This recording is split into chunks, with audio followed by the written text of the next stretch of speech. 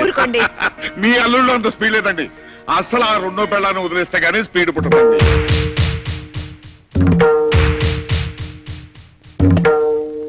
రెండో పెళ్ళామా?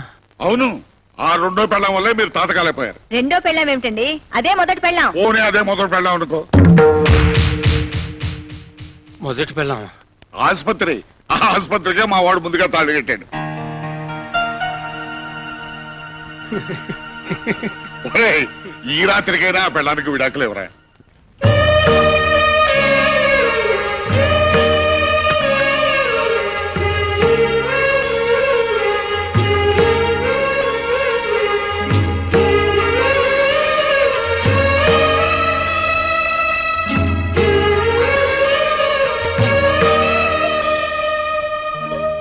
మీ అమ్మగారి దగ్గరుండి ఇదంతా. త్వరలో విడాకులు వస్తాయి, మళ్ళీ ఇలాంటి ఇబ్బంది రాదు. నాకేం ఇబ్బంది లేదు. నాకు ఇబ్బందిగా ఉంది, అందుకే రేపు ఊరు వెళ్తున్నాను. మళ్ళీ 10 రోజుల వరకు రాను.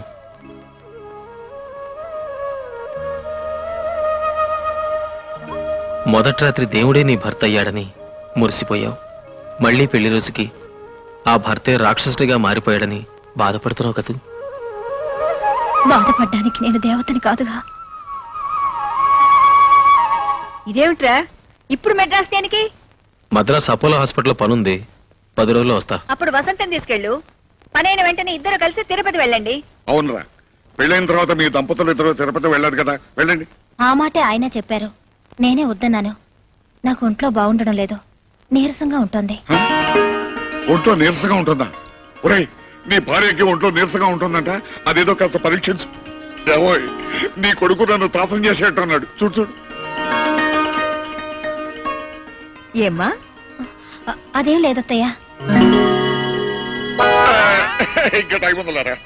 అమ్మా వెళ్ళొస్తాను. ఆరోగ్యం జాగ్రత్త. డాడీ వస్తాను. రేపు పెట్టి తీసురా. ఒరేయ్ డాక్టర్, అస్తమానం ఊళ్ళు తినడం కాదు, కాస్త భార్య ఆరోగ్యం కూడా చూసుకుంటూ ఉండు. ప్రభా, ఎలాగో ఎన్నో వచ్చాం కదా, మైసూరు వెళ్ళి బృందావనం అద్దె చూసేద్దాం. మన హనీమూన్ రోజులు చాలే గుర్తుకొస్తున్నాయి. ఊరుకోండి. క్లయింట్ పెళ్ళని మీరు బెంగళూరు తీసుకొచ్చారు, మెడికల్ కాన్ఫరెన్స్ అని వాడు మెడ్రాస్ వెళ్ళాడు. పాపం అమ్మాయి ఇంట్లో ఒంటరిగా ఉంటుంది. పెళ్ళైన వెంటనే మనం ఇంటికి వెళ్ళాలండి.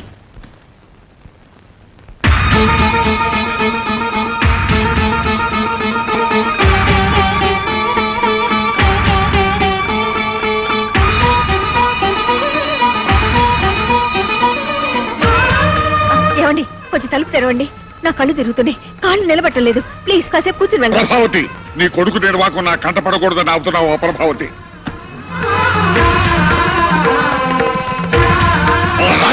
మాట వినండి. కళ్ళు తీస్తే మన పరువు పోతుందండి.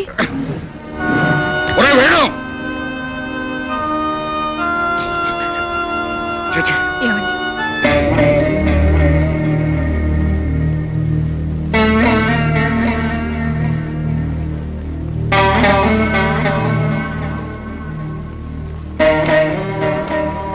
నువ్వే తర్వాత ఎత్తేమిటో తెలియటం లేదండి. మీకు తెలియకపోవడం ఏమిటత్తయ్య? లేదమ్మా, ఒక్కొక్కప్పుడు ఎటు అడుగు వేయాలో అర్థం కాదు.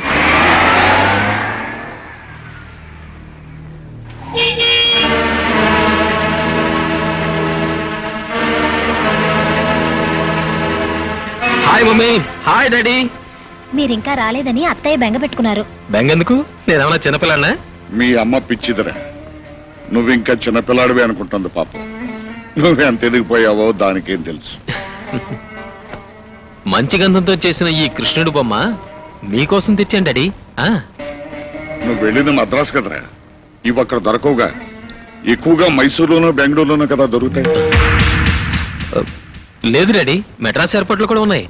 అమ్మ వసంత, వెళ్ళి హీటర్ ఆన్ చేసి వాడి స్నానానికి భోజనానికి ఏర్పాటు చూడు. అలాగే అత్తయ్య.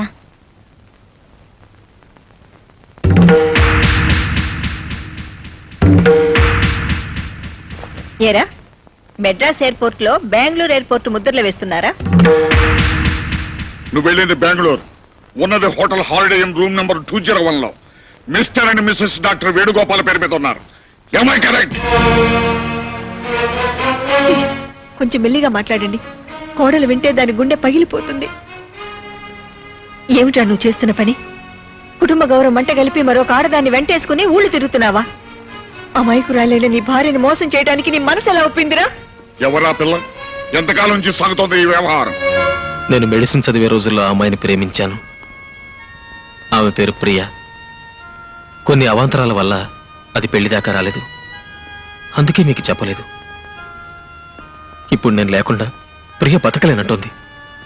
నేను కాదంటే ఆత్మహత్య చేసుకుంటానంటోంది. అందుకే ప్రియని పెళ్లి చేసుకోవాలనుకుంటున్నాను.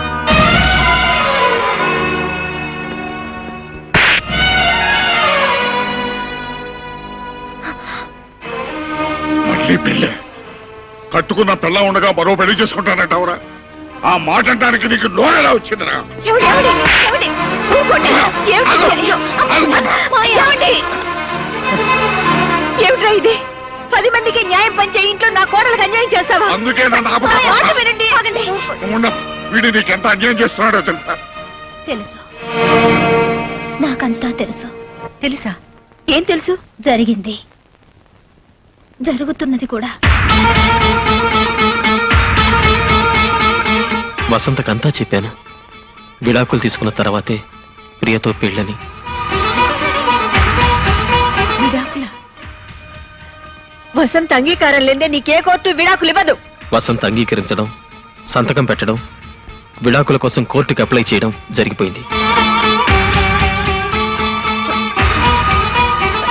వసంత, వాడు చెప్పేది నిజమేనా?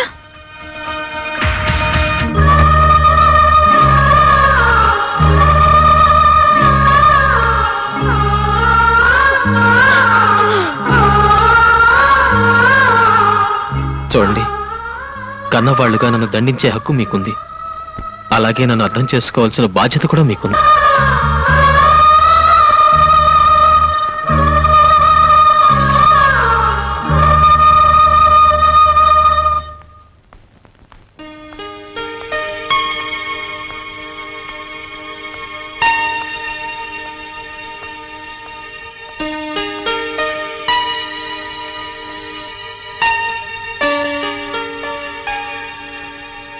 ఏమైంది వేణు, అలా ఉన్నావే?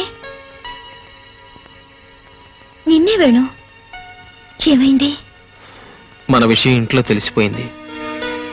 దాంతో నేనే నిజం చెప్పేశాను. గొడవైందా? పెళ్లికి ముందు నేను ఎవరిని ప్రేమించానన్నా వాళ్ళు కాదనేవారు కాదు. కానీ ఇప్పుడు ప్రేమించిన అమ్మాయి కోసం కట్టుకున్న భార్యకి విడాకులు అనగానే ఐఎమ్ సారీ, నా వల్ల నువ్వు ఎన్ని బాధలు పడాల్సి వస్తుంది. ఇంతకాలం ఈ విషయం వాళ్ళతో ఎలా చెప్పాలని మదన పడ్డాను. మంచి వచ్చాడు, మనసు విప్పి చెప్పేశాను. నన్ను అర్థం చేసుకోమని ప్రార్థించాను. నువ్వేం ప్రార్థించినా వాళ్ళకిది మనోవేదనే వేణు. అవును, ఇట్స్ ఆల్ రైట్. ఎప్పటికైనా నన్ను అర్థం చేసుకుంటారని నా ఆశ. ఎందుకు చేశావు ఈ పని? గొర్రె గేదె కూడా తనని మందలోంచి లాగేస్తే గోల చేస్తాయి, గొంతెత్తి గొడవ పెడతాయి.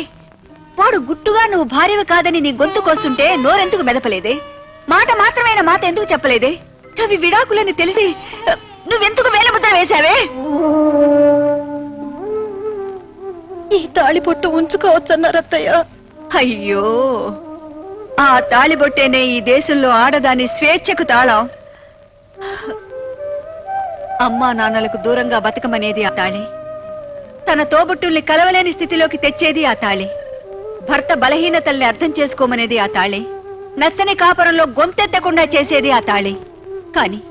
కానీ వాడు విడాకులు ఇస్తానన్నా కూడా ఆ తాళే నీ నోటికి తాళమైంది అంటే ఇక ఆ భగవంతుడు కూడా నిన్ను కాపాడలేడే. విడాకులిస్తే నన్ను మీ దగ్గర ఉండనివ్వరా అత్తయ్య? చిన్ని, నా ఊపిరున్నంత కాలం మనందరం కలిసే ఉంటాం. నిన్ను మీ నాన్న ఇంట్లో విడిచెళ్ళేటప్పుడు నాతో ఏం చెప్పెళ్లారో తెలుసా? అమ్మైనా అత్తైనా మీరే అని చెప్పారు. ఇక నుంచి నేను చెప్పింది విను, నేను చెప్పింది చెయ్యి. నాకు చెప్పకుండా నువ్వే పని చేయటానికి వీల్లేదు. నిన్ను నీ జీవితాన్ని చక్కదిద్దే బాధ్యత మాది. ఉం?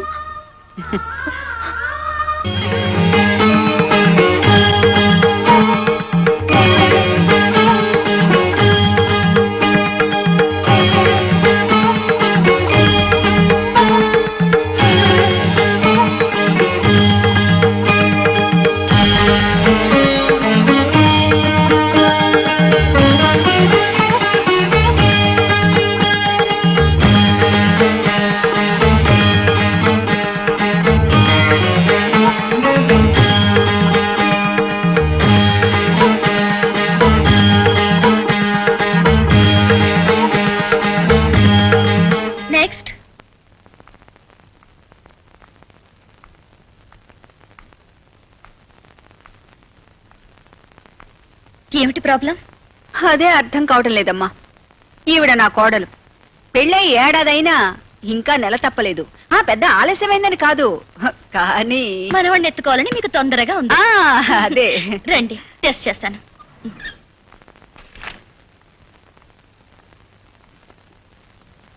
మేడం, మీరు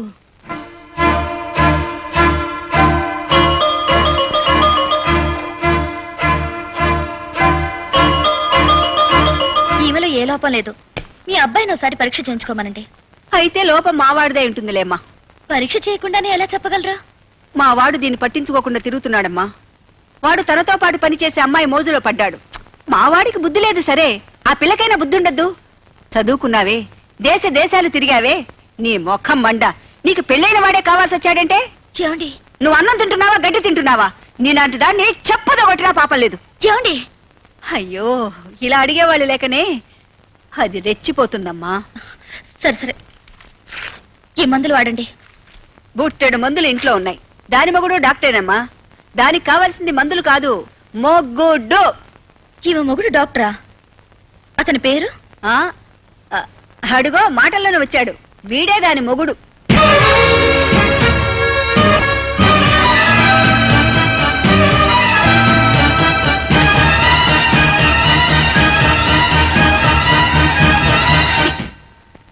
ఈవిడ?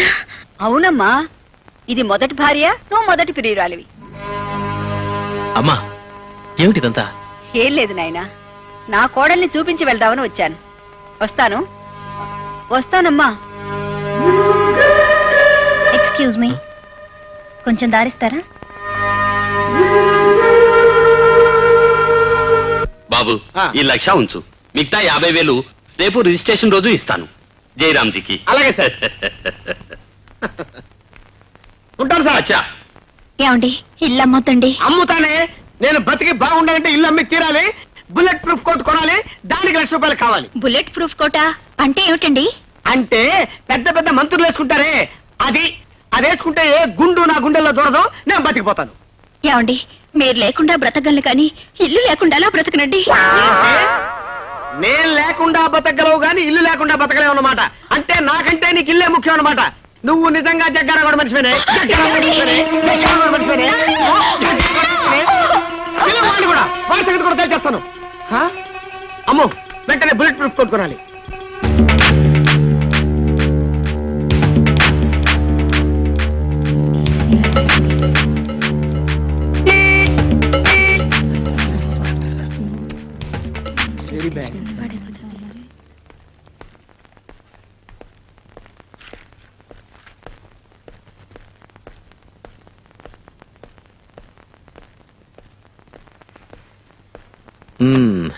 ఏమిటి డాక్టర్ గారు పేషెంట్ లా కూర్చున్నారు?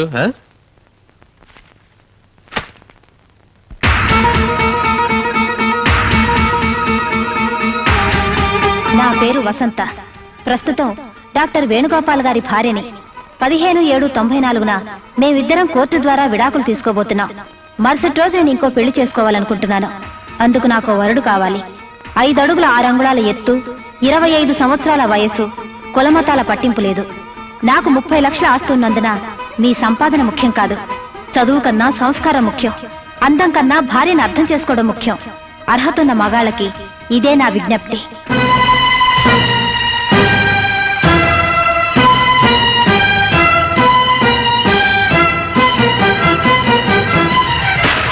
వసంత, వసంత,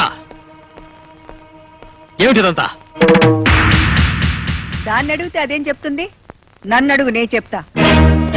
మా కోడలికి పెళ్లి చేయటానికి ఆ ప్రకటన మేమే ఇప్పించాం. నువ్వు ఇంకో అమ్మాయిని చూసుకోగలేంది?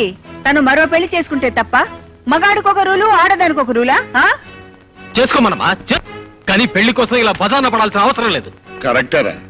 నువ్వంటే మగాడివి, బజార్ అంటే వెళ్తావు, 10 మంది ఆడపిల్లలను చూస్తావు, నీ ఇష్టం వచ్చిన అమ్మాయిని సెలెక్ట్ చేసుకుంటావు. సారీ, ఆల్రెడీ సెలెక్ట్ చేసేసుకున్నావు కదా.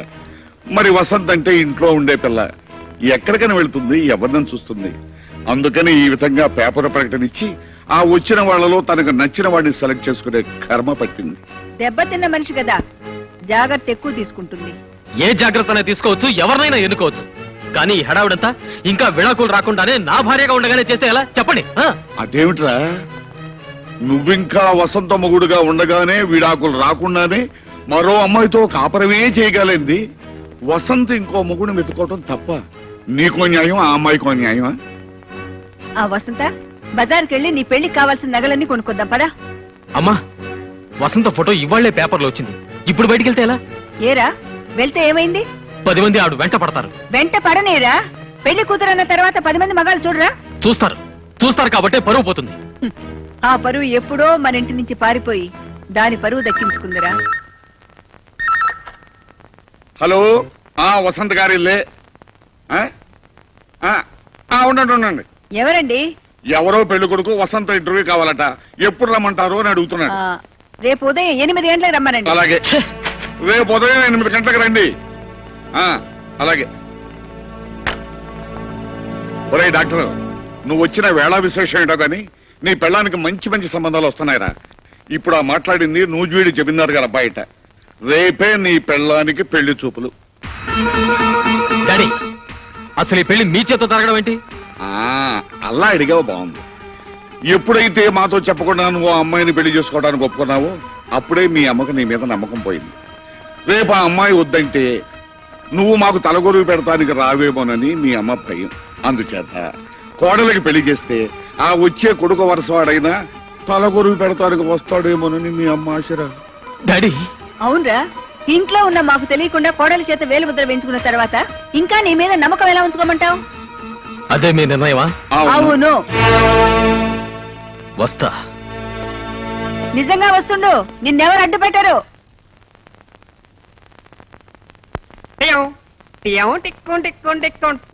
Good morning doctor. నాకు అన్ని టెస్ట్లు చేసి పెళ్లి చూపులకు పనికొస్తానని సర్టిఫికెట్ ఎవరు? పెళ్లి చూపులకి డాక్టర్ సర్టిఫికేట్ అంటే? మీ దగ్గర సర్టిఫికెట్ తీసుకున్న తర్వాతే మీ ఆవిడ దగ్గరికి వెళ్తే మంచిదని వచ్చాను సార్. మర్చిపోయారా? నువ్వు? నేనే మదన కామరాజుని.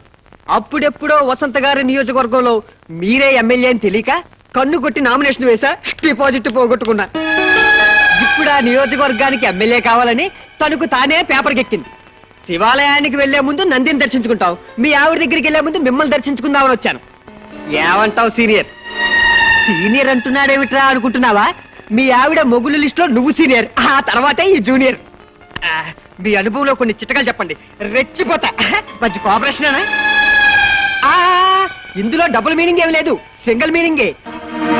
ఈ ఇల్లాలి స్వయంవరంలో నేనే గెలవాలని ఆశీర్వదించండి. గెలిస్తే మీకు గుండు కొట్టిస్తానని నేను మొక్కుకున్నాను. Get out, you idiot! Get out! Venu Venu relax relax. Bloody blackguard. ఏంటి ఈరోజు ఏదో మూడీగా ఉన్నావు? ఏం లేదు, ఐఎమ్ ఆల్ రైట్. మధ్యాహ్నం జరిగిన దాని గురించా? ఈ పేపర్ ప్రకటన ఇచ్చి వసంత నన్ను అడుగడుగున అవమానాలు పాల్చేస్తోంది. Venu take it easy. రేపు విడాకులు తీసుకున్న తర్వాత తనకు తోడు కావాలి కదా, వెతుక్కుంటే తప్పే ఉంది. Senior senior senior. Bloody rascal. అటు ఇటు కాని హృదయం కోసం. సీనియర్ కొత్త నియోజకవర్గమా? సూపర్ సెలక్షన్ అయ్యా. You? సుడిగాడివయ్యా. మల్లెపూలు వదిలేసావు, రోజా పూలు పట్టేశావు. వదినా, నీతో నాకు ఎప్పుడు ఏ అవసరం ఉంటుందో ముందుగా చెప్పలేను. నా పేరు మదన కామరాజు ఫ్రమ్ శృంగారపు కోట. అంత శృంగారమే. నేను మీ కాబోయే శ్రీవారి శ్రీమతి పెళ్లి చూపులకి అప్లై చేశా. రమ్మంది, వచ్చేసా. అదిగో అక్కడుంది.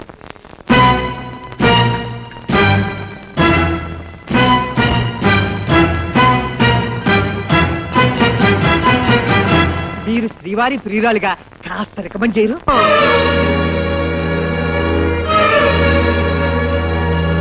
ఆహా, ట్రైబల్ పిల్ల అయితే మాత్రం ఎంత స్టైల్ గా ముస్తాబోయిందో చూడు మన పిల్లం. చుక్కబుక్క రైలే, అది రెండు దీన్ని స్టైలే. చక్కనైన చిక్కనైన అబ్బా అమ్మా. ప్రభ, నిద్ర రావట్లేదు కదా? లేదండి, కడుపు చించుకుంటే కాళ్ళ మీద పడుతుందని ప్రతి కన్న తల్లి తన బిడ్డ తప్పుల్ని కడుపులో పెట్టుకుని దాచుకుంటుంది. అలాంటిది లోకానికి విరుద్ధంగా నా బిడ్డ నేనే అల్లరి పెట్టుకుంటున్నాను. అదే బాధగా ఉందండి. శుద్ధి చేస్తేనే మురిగిపోయి బంగారం మిగిలేది. ఇక్కడ మన బంగారం అనే మమకారం పనికిరాదు. నాకు ధైర్యం చెప్పే మనిషివి నువ్వేలా నీరు కారిపోవటం నాకేం నచ్చలేదు. మనం చేసే పని వల్ల వాడు 10 మందిలో తలెత్తుకోలేక వెలవెల్లాడిపోతున్నాడండి. ఇందాక వాడిని చూస్తే నా మనసు నీరు కారిపోయింది. ఎప్పుడైతే వాడు విడాకులు అడిగాడో అప్పుడే వాడి వ్యవహారం బజార్న పడిపోయింది ప్రభ. ఇప్పుడు వాడి మీద మమకారంతో మనం ఆలోచించకూడదు. అన్నీ వదులుకుని మన ఇంటికి వచ్చిన ఆ పిల్లని గురించే మనం ఆలోచించాలి. తప్పదు.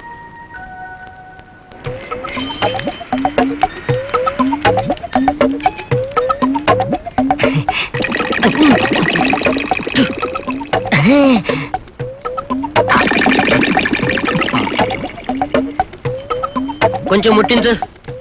ముక్కలు తాగేవాడికి ముట్టించేవాడు ఒకడా?